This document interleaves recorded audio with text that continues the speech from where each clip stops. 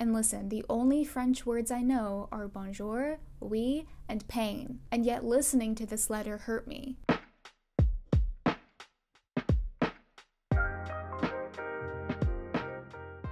Hi, if you aren't new to this channel, then you probably know I just made a video on Emily in Paris season 3, and I kind of decided that if I have to sit through, if I have to stumble through all 3 seasons of this show, I might as well churn out not 1, but 2 videos on it. So today I will be ranking the crimes of Emily in Paris seasons 1 to 3. I have a custom tier ranking list here, and I have around 40 crimes to rank. Believe it or not, I had to cut down the original list. I thought I would explain the tiers before I start. So there's Slay, okay fine, Emily, you're in Paris, someone actually wrote this, and Jail. And Slay is kind of self-explanatory. It's yes, perfection, highlight of my life. And then on the complete other side of that is Jail, which means this is absolutely criminal. Like, I am in the trenches defending myself for watching this show. Okay fine is like, the best way I could describe what I mean by okay fine is that it could be like, okay, fine, or it could be like, okay, fine. Emily, you're in Paris really is just there for when Emily's being insufferably American, and I say that as an American. And then someone actually wrote this is like, I guess it's not criminal, but I'm shocked that someone was paid a lot of money to write this. And on that note, we're starting our ranking with Alfie burping in Emily's face in season 2. They were on a date and they were walking outside of Gabrielle's restaurant, and then Alfie leans in to kiss Emily, and then he like burps in her face. And why was that a thing? Like, that wasn't cute. I didn't find that cute. I was just like, why? So this is going and someone actually wrote this. The next crime is every time Emily says that she's bringing an American perspective at work. I knew that this was part of one of the biggest criticisms about the earlier seasons, is that Emily's just insufferably American and always saying that and pushing this idea that the American way is the way. And I decided to make it a crime because I made this a drinking game when I was watching the earlier seasons, that I would take a drink every time Emily says that she was bringing the American perspective. And I ended that very quickly because I would have died. So Emily, you're in Paris. This next one is the bee attack in season 3. Sylvie is with her husband and she's in a field, and honestly, I forgot the entire context of the scene, and it isn't even that important because they were attacked by bees and then they strip. And I think it was there for comedy, but when I watched it, I was just like, someone really wrote this? This is the comedy that someone actually wrote? I contemplated putting this higher just because it's Sylvie and she is the best character. However, this actually has to go under someone actually wrote this. The next crime is in season 1 when Emily meets Camille's brother and then she sleeps with him, not knowing that he was a 17-year-old boy. And this is very fitting for Jail because Emily deserves jail for it. And it's not just that, it's that whole interaction where the family finds out and they're like okay with it. Yeah, that's like a literal crime and deserves to go under jail. So we're gonna go to Emily's letter to Camille next, because when Gabrielle cheated on Camille with Emily, Camille stopped talking to Emily. And Emily was like, I want my friend back, and she goes to see this movie with Luke. She and Luke see this movie called Jules et Jim, or Jules and Jim, and there's a scene where one writes a letter to the other, and then that's what inspires Emily to write a letter to Camille. And listen, the only French words I know are bonjour, oui, and pain. And yet listening to this letter hurt me. Je aime toi beaucoup, ma fille. Je suis triste que je suis coquin. Je pardonne ton cœur perdu. Emily really saw this movie and she was like, yeah, my life is a movie. I am the main character. So she wrote this letter and it deserves jail. However, Camille's letter back to Emily was a total and complete slay. Camille calling Emily an illiterate sociopath added years to my life that Emily's letter took off. See, that was good comedy. And in the same vein, the next crime is Camille's toast at Emily's birthday party. This is when she just finds out that she slept with Gabrielle. So instead of sparing Emily on her birthday and then confronting her later, Camille's like, no, we're gonna bring this up now. And so she toasts to Emily backstabbing her, and that was a total slay because it was so well deserved and she deserved better. And speaking of Emily's birthday, the next crime is when Luke takes Emily to a cemetery for her birthday. When this happened, I was like, no, because why did Luke take her to a cemetery? But I understand the point of the scene after watching the whole thing. Luke basically introduces this idea to Emily that you can't truly appreciate life until you think about death. So I would have put this in someone actually wrote this, but because of this concept, which is actually interesting, I'm putting this in okay, fine. Then we have Mindy on Chinese Pop Idol. But what specifically does her so dirty is the specific clip of Mindy failing in Chinese Pop Idol. The outfit, the hair, the green screen, the fact that it was like Chandelier by Sia or something like that. So this belongs in someone actually wrote this. This next one is from season 1 when Emily requests a shipment of Trader Joe's chunky peanut butter and it blows up and gets everywhere in her package. And at first I was like, did the writers just write this whole bit to make her seem different? She's so quirky. But then I looked it up and found out that peanut butter is actually very uncommon in France and you can't really get it there. So instead this is gonna go under Emily, you're in Paris. And then next we have the couture clash in season 3 where Madeline and Sylvie wear the same outfit. Now this for sure goes under slay because it gave us one of Sylvie's most iconic lines in season 3 when Madeline asked her to come work with her again. She says, "It's just like your dress, it doesn't fit." Also, Sylvie did wear the dress better, so it's a slay. Next we have Camille's dad cutting his whole finger off opening a bottle of champagne. This scene was so surreal. It was so camp. It was so interestingly directed. Like, I just need to show this one part. I literally chuckled so hard at the way this was shot, especially Camille falling. And while this was a very surreal, weird scene, this is gonna go under okay, fine. And then there's Emily using dog shampoo in season 2 because girl, what? There was a dog on the bottle, she never asked anyone. She also could have looked up the brand if she couldn't read the bottle and see that it was a dog shampoo. So just, Emily, you're in Paris. Next is in season 3 when Emily and Alfie break up, and to win him back over, Emily sings to Alfie. It was just so bad, and while it was happening, I was like, why? Please stop. Like, I'm sorry, but not even nepotism can help Lily Collins get a singing career if that's how she really sings. Also, the fact that Alfie was like, yes, I'll get back together with you, that deserves to be in someone actually wrote this. Also, we're not going to talk about the fact that Emily and Alfie did it on a Ferris wheel out in public. Like, those seats have to be nasty. People must have seen it.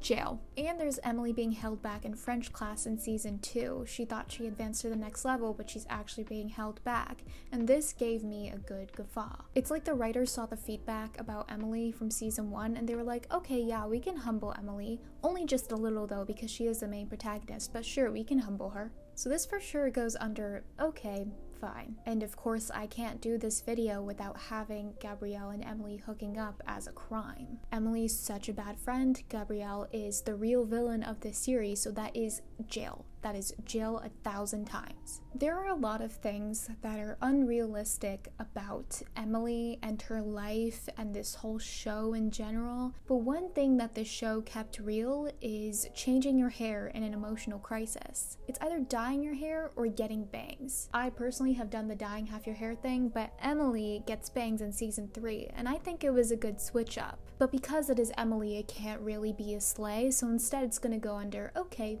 fine. This next crime actually has 2 parts, so it's separated into 2 crimes. The first is Pierre Cadeau being hit by a car, because this took me out. Like, in this scene, you see it coming, but I still, like, audibly gasped. No, I audibly wheezed, so it's gonna go under, okay, fine. And then the second part is Pierre's hospital outfit, because I love how this man has the time to wear his haute couture pieces as he's been hit by a car. He's definitely the most well-dressed and colorful patient that they've ever had, so that deserves to be under slay. This next crime is anything to do with Emily's influencer career, because that is one thing in the show that I just do not understand. Like, the whole social media influencer thing is a very Gen Z type of thing, and your audience is typically, if not very niche, it's very Gen Z. And Emily's like a travel fashion influencer, but she uses social media like a millennial. Like, she has the high angle selfies, she has all the hashtags in every one of her posts, she has the cheesy captions. Like, I just don't understand how she became an influencer of over 20,000 followers. So that's gonna go under someone actually wrote this. This next crime is every time Emily takes over someone else's pitch meeting. Specifically, she does this a lot to Julian, and she did this to him with Pierre Godot. I would be so pissed off, and I don't blame Julian for leaving, so that crime goes under jail. Speaking of jail,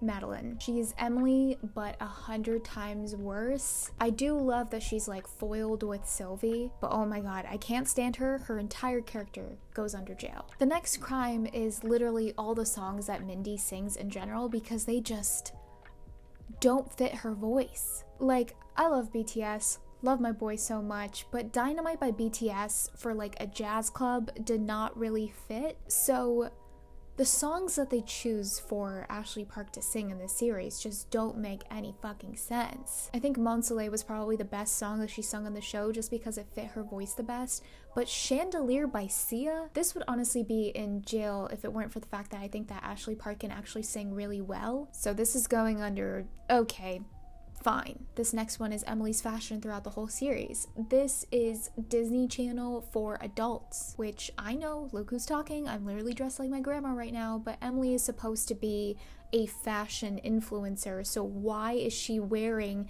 these pieces? Jail. The next crime is the dick cake in season 1. Basically, when Emily arrives in Paris, she goes to work with these workplace commandments, which is like, yeah, okay, that's one way to get people to like you, and Luke draws dicks all over it. And so at the end of that episode, Emily comes to work with a dick cake for Luke. And it was one of those things where I was like, okay, Emily, fine. So naturally, it should go under, okay, fine. Next is the character Petra and the literal robbery that she and Emily committed in season 2. First of all, not a great portrayal of Ukrainians. The series did get some backlash for its portrayal of Eastern Europeans. So there's that, and also the fact that they committed a literal crime, so this goes under jail. And then one of my favorite crimes that happened in like the latter half of season 1. Basically, there's this episode where Emily has to watch over this actress because she's working for this chic red carpet event. And so she's tasked to look after this actress, and this actress is like, okay, I've woken up and I'm choosing violence. So this actress escapes the event and goes to a bar or a club. And so Emily and Gabrielle find her, and then Emily's trying to convince her to leave with her. And then the actress starts to quote her own movie, and Emily knows the quote, so they say this quote at the same time. The quote is, "This isn't just a drink. We're not just at a bar. We're on the precipice of the rest of our lives." And not only is this quote really dumb, but also after the actress says this quote, Emily's like, okay, we can drink. Like, what? Someone actually wrote this. The next crime is Emily forgetting that other countries don't write their dates as month, day, year. Maybe it's because I took Spanish in high school, or maybe it's because my family is not from America, but I kind of knew this really early in my life. And Emily is presumably in her mid to late 20s, so it's like, how did she not know this? Only the US and US territories write their dates as month, day, year, so it's like, Emily, you're in Paris. The next crime is the sauna scene in season 2. This was an attempt at an avant-garde portrayal of France and French culture, but it kind of just comes off as the male gaze. I just think that there should be more than one writer on each episode of Emily in Paris, so someone could be like, hey, maybe this doesn't work. Someone, a singular person, actually wrote this. And then we have Mindy singing specifically La Vie en Rose in season 1. Now, I'm putting this at a sleigh, and a lot of French people were like, wow, this rendition sucks because she sounds like such an American, and she's singing with an American accent, and her character isn't even supposed to be American. Like, I'm just saying that this is the equivalent of someone going to Washington Square Park in New York City or the National Mall and just belting Don't Stop Believing by Journey. Also, do you see these kids here who are hugging her? They're hugging her because it's over. But I'm specifically putting this at a sleigh because when you take this scene in isolation, you would almost think it's from a sapphic love story. You would think that Emily is actually falling in love with Mindy, and that interpretation is a better plot than Emily in Paris as a whole. So, I am putting this at a sleigh. In my deluded little head, this is a sleigh. We're almost done, just a few more to go. The next one is Emily sending Gabrielle's food back in season 1. I second-handedly keeled over and died when this happened. You will never catch me sending food back. Like, I am too anxious to do that. I just feel like too big of an asshole to do that. Unless the order is just completely wrong, I'm probably just gonna bite the bullet. But also, it wasn't even like a situation in which there was a hair in Emily's food and she was like, I can't eat this. She literally sent it back because the meat wasn't cooked the way that she wanted it to be cooked, when it's like you ordered the dish and it came in its intended form. And speaking of eating, there's this one scene in season 3 where Emily and Gabrielle are at this restaurant eating like Michelin star food, and it's really good food, but there is this montage of them eating and it's just like intense close-ups of them like sensually eating. That deserves jail, and I don't feel like I need to expand on that. The next one is Emily in her server era, and I think this deserves to be a slay because Emily deserves to be humbled. She needs to work a service job in order to be humbled. Also, what a slay, because it misled me at first to have me thinking that she was going to be really good at it, because on her first night, she actually somehow stumbled through it, but then she almost killed somebody. So it was the humbling experience it should have been. I just love how her French was so bad, and everyone was like, can Emily's French please get better? And the writers were like, yeah, but like, wouldn't it be fun if she accidentally killed someone? But what's not a slay is the sexy versus sexist thing in season 1. Basically, there is a client that they are working for, and they're doing this commercial where a woman is walking completely naked in front of these men, and the men are looking at her, and Emily is like, no, this is wrong, this is the male gaze, this is sexist. And everyone's like, Emily, shut up. And so Emily's solution is to make a poll asking sexy or sexist as the marketing campaign. This was one of those situations where it baffled me that the show portrays Emily as being so good at her job, because that is such a dumb idea. Also, it's like the writers were like, yeah, we're gonna spark some important conversations, when like they didn't. This goes under someone actually wrote this. And on the note of Emily's horrible ideas, champagne to spray, like Camille's family has this champagne business, and Emily's pitch is that they market it as champagne to spray because the champagne actually tastes really bad. Like, how does Savoir have clients? How? This goes under someone actually wrote this. The next crime is Madeline's water breaking on Sylvie's shoes in season 3. This happened at the end of episode 1 of season 3 when Madeline confronts Emily for tube-timing both Madeline and Sylvie. I'm just gonna say, how dare she? How dare Madeline do that to Sylvie's shoes? That goes under jail. This next one was a last-minute addition, and it is Emily's white girl dancing by the poolside in season 3. Now, I literally could not pay much attention to this scene when I was watching it because of Lily Collins's dancing, and I think it goes under slay. And I know you might be thinking, why? Girl, why? And my answer to that is Emily knows who she is and she's fully embracing it here. I don't really know why, but I want to put it under slay. And the last 2 crimes were at the end of season 3, which is why I've saved them for last. So at the end of season 3, if you don't know, Camille and Gabrielle are about to get married, and then Camille says that she can't marry Gabrielle and she walks away from the altar.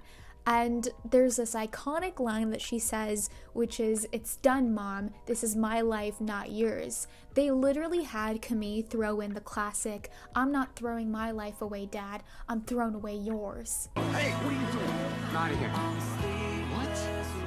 You're throwing away your dream. No, Dad.